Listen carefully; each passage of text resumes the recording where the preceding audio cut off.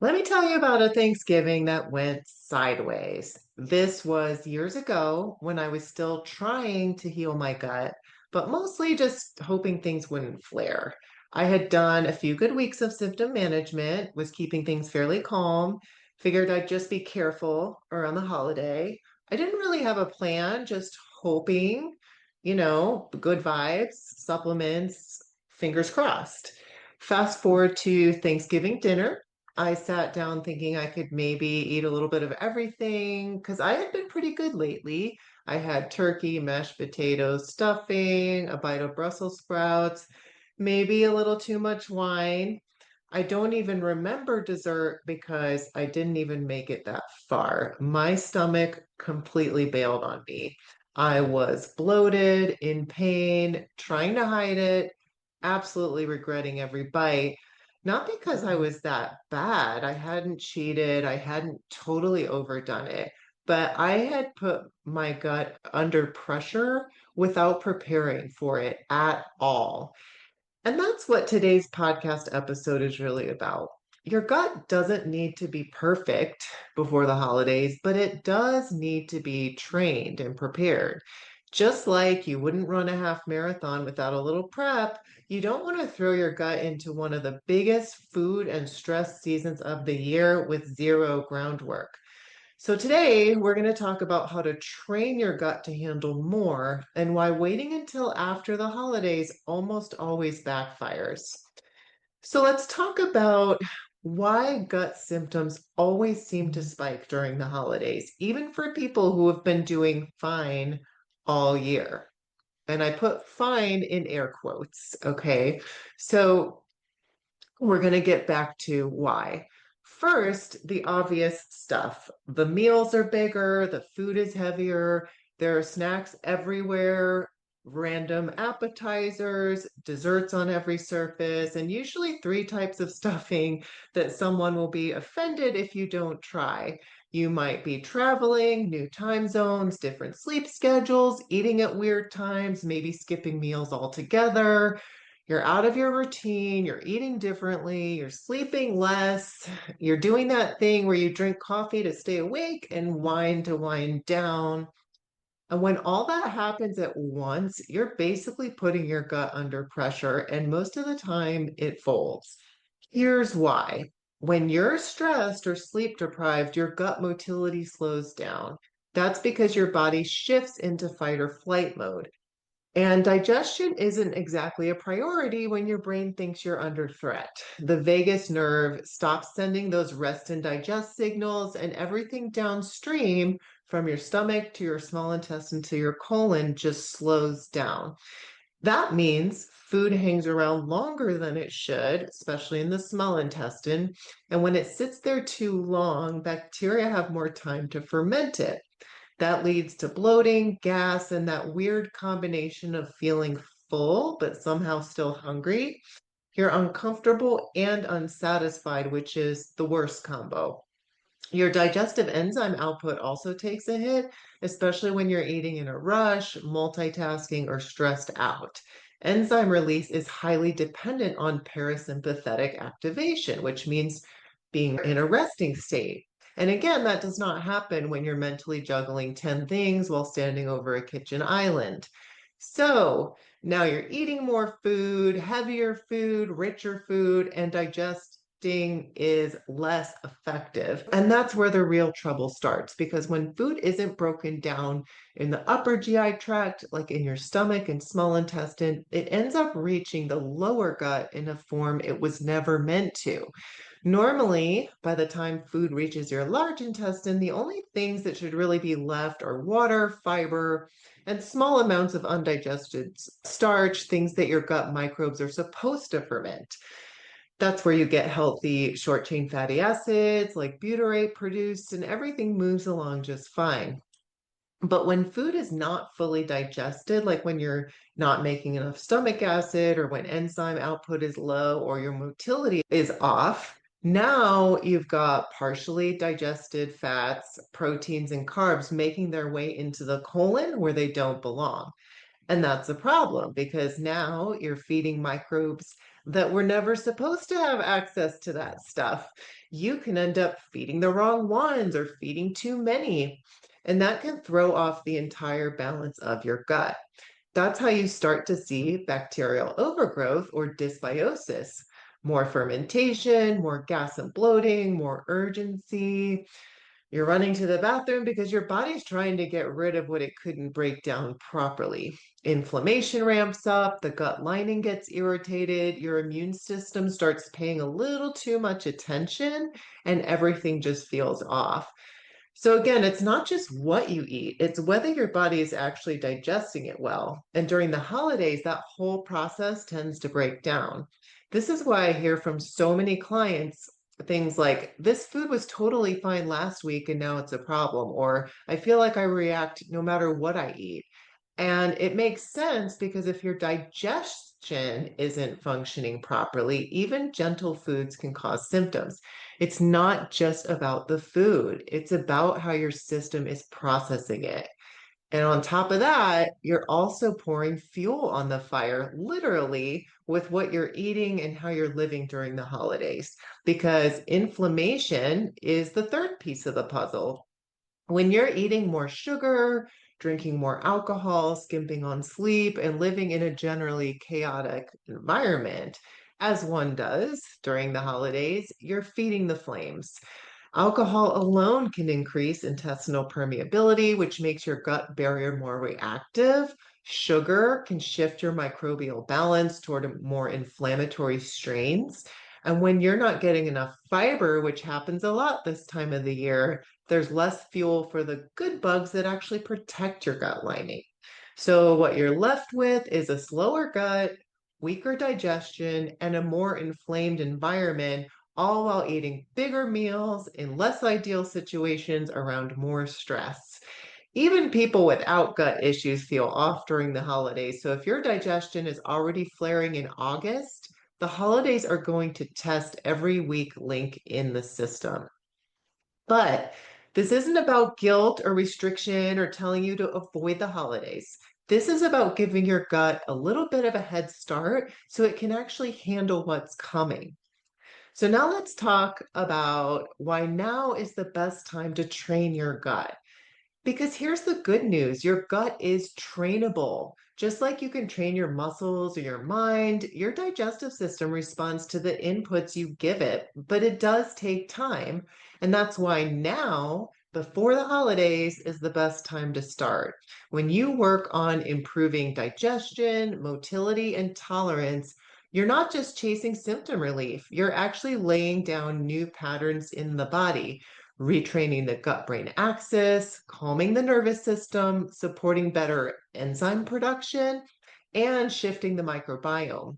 None of that happens overnight, but it does happen with consistency. And if you start now, you're giving your body a head start. You're building resilience in a low pressure environment so that when the pressure does show up with bigger meals, social stress, travel, or whatever the holidays throw your way, your gut isn't flailing.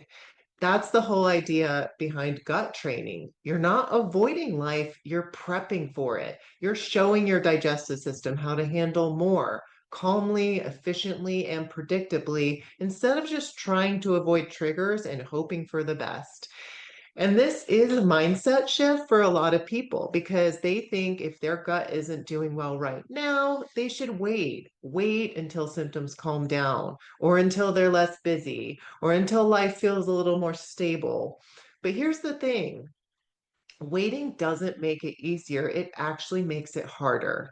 If your gut is already sensitive now, when things are relatively calm, it's going to struggle even more once the holiday chaos kicks in. The meals get bigger, the sleep gets shorter, and the triggers stack up faster. You're basically trying to teach your gut to swim in the middle of a storm. But if you start now, even slowly, you're getting ahead of it. You're giving your gut some wins before it gets tested. And let me be clear, you don't have to be symptom free by Thanksgiving. That's not the goal. The goal is to be better than you are now, more stable, more tolerant, and more confident. That might look like being able to eat a few new foods again without flaring, having more consistent, predictable bowel movements, feeling like your digestion is finally stabilizing after years of chaos.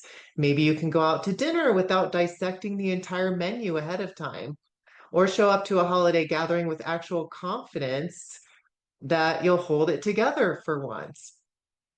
These aren't just small wins, they're signs that your system is finally moving in the right direction and that your gut is learning. You're not stuck anymore because healing is not all or nothing. It's not linear and it's not about being fixed by a certain date. It's about stacking progress. Your gut can learn new patterns, your nervous system can calibrate, and your digestion can improve. But it's not about pushing through or just eating the scary foods and hoping for a different outcome. Retraining your gut takes strategy, and that starts with understanding what's actually going on in there. Because for most people with IBS, there's an underlying issue like SIBO or large intestinal bacterial or fungal overgrowth that's blocking progress.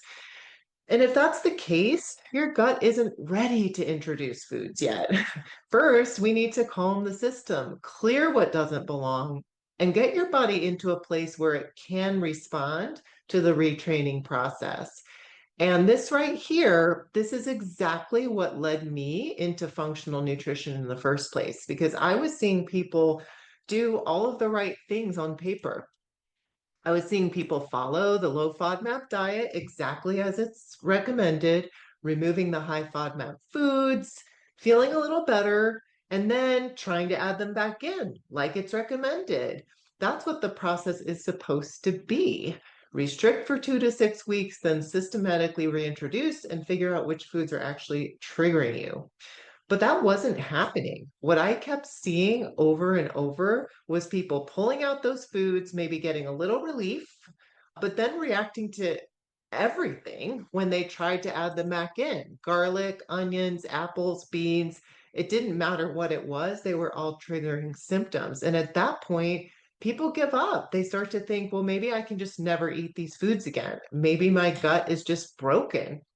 But the truth is, of course, they're reacting. You removed foods that were triggering symptoms, but you didn't do anything to address why they were triggering symptoms in the first place. If there's an underlying overgrowth, SIBO, proteobacteria, yeast, and you don't clear it, you're not ready for reintroduction. And it's not a willpower issue. It's not that you did the diet wrong. You're just missing a critical step. We see this all the time. People follow the elimination phase and then get completely derailed because no one ever helped them address the root cause.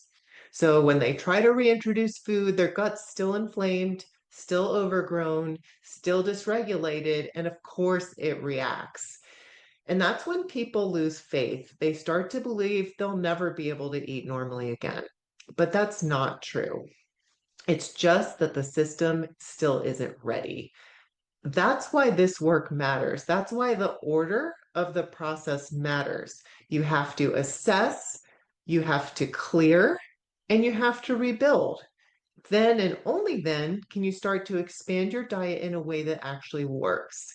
This is what we help people with every day, figuring out what phase they're in, what their gut actually needs right now, and how to move through the process without guessing.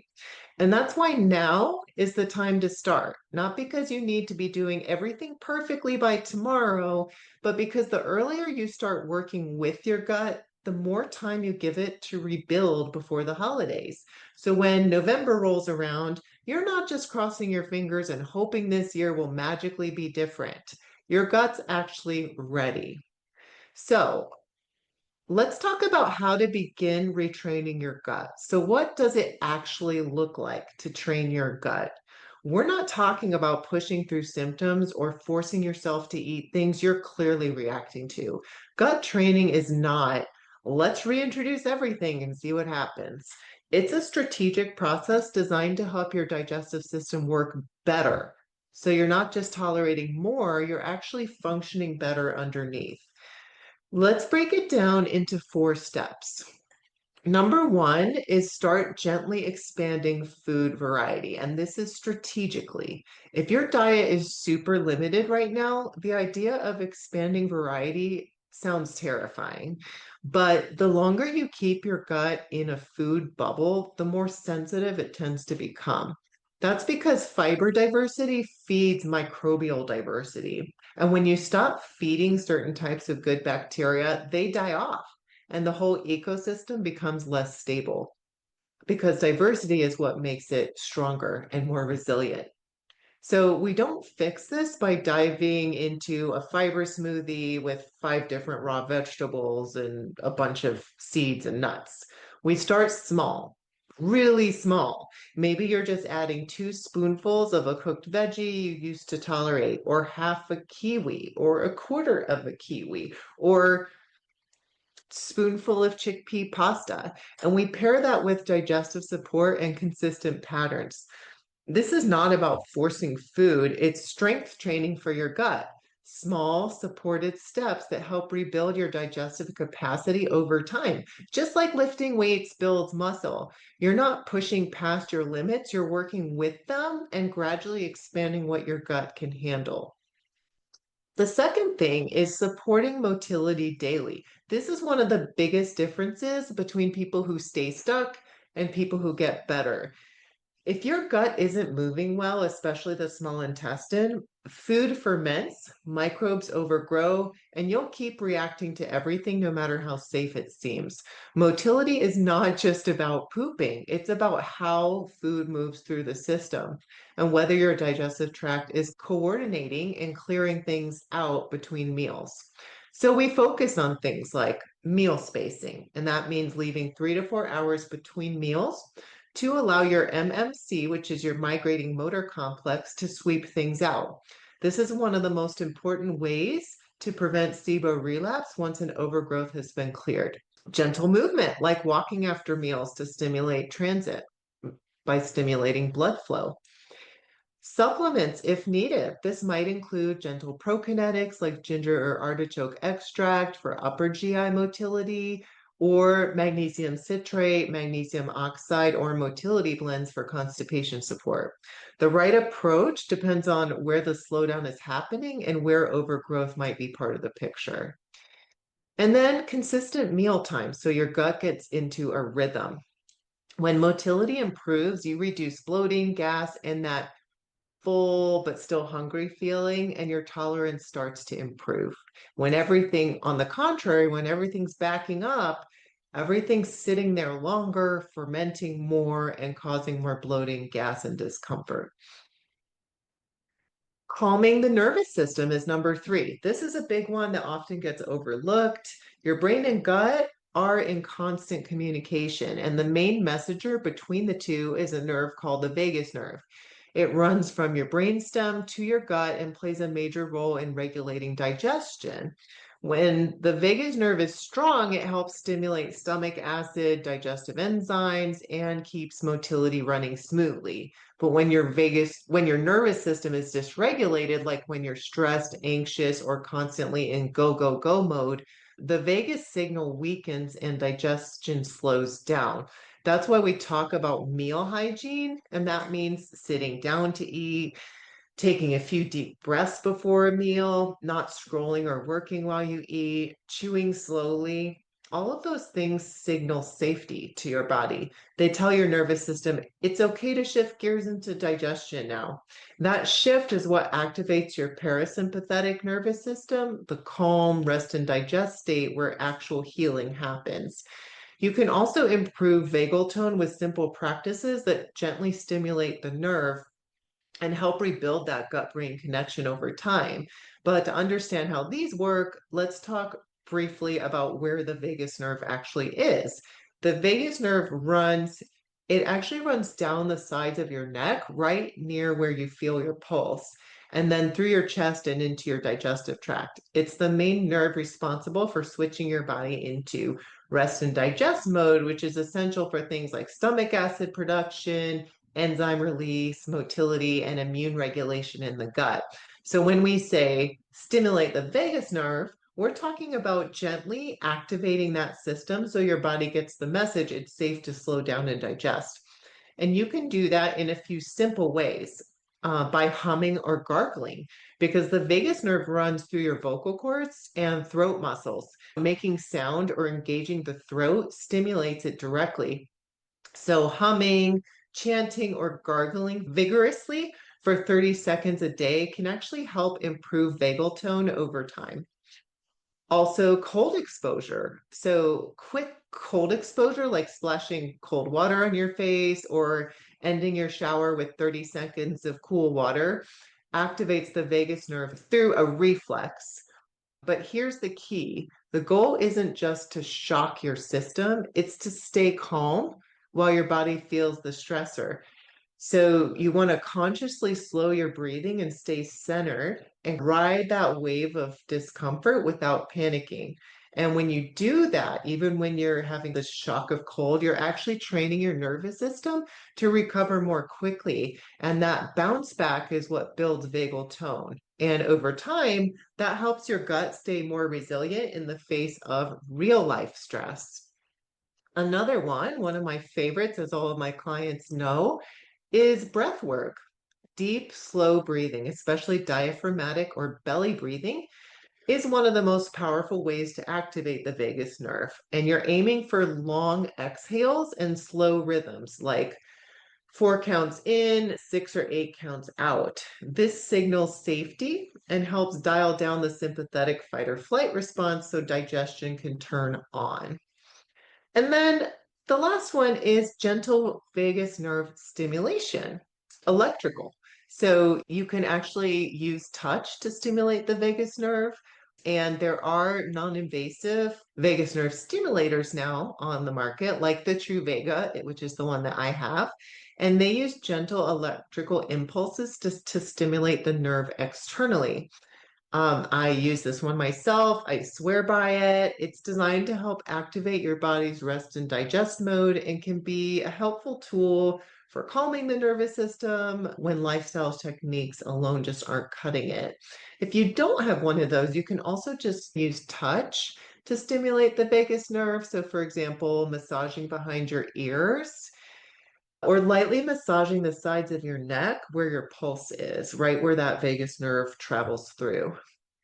And the key with any of this is consistency. You don't need to make this a 45-minute morning routine, but doing even one of these techniques once or twice a day and doing them before meals. I often recommend the breathing before meals for even just 2 minutes.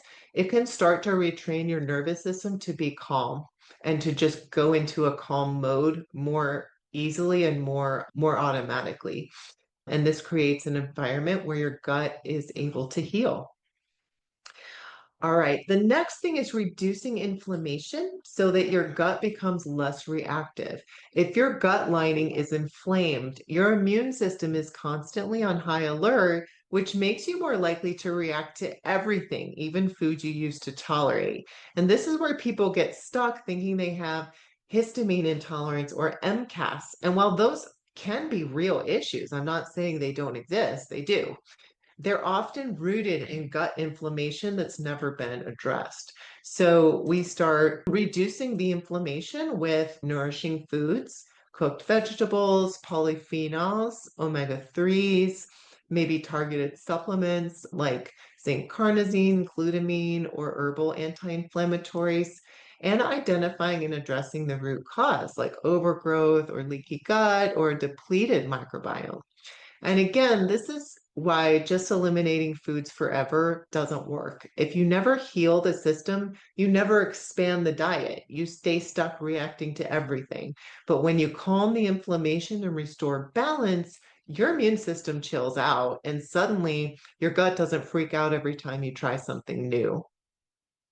So that's how we train the gut from the inside out. We don't start with reintroduction. We start by building a system that's ready for exposure to foods that once triggered you. We don't just throw in more foods, we support motility and reduce inflammation so digestion actually improves. And we don't just hope our gut behaves better next time, we actually teach it how. So, If you've ever told yourself, I'll just deal with this after the holidays, I get it. That used to be my plan too. But here's the thing, when you wait, you're not just pressing pause, you're actually letting your gut slip further out of balance. And when you're dealing with gut issues, every month you wait is like letting the fire smolder just a little bit longer. It gets harder to clean up. The symptoms get more ingrained. You start believing this is just how things are, that you'll always have to avoid certain foods, and that flare ups are inevitable, that your body is basically broken. But it's not. Your gut can get stronger. And the sooner you start rebuilding that foundation, the more resilient it'll be when things get chaotic. And that's why I created something to help you begin without the overwhelm, without the guesswork, and without waiting until January when everything feels like it's on fire. So join me on September 4th for my free masterclass, Fix Your Gut Before the Holidays Hit.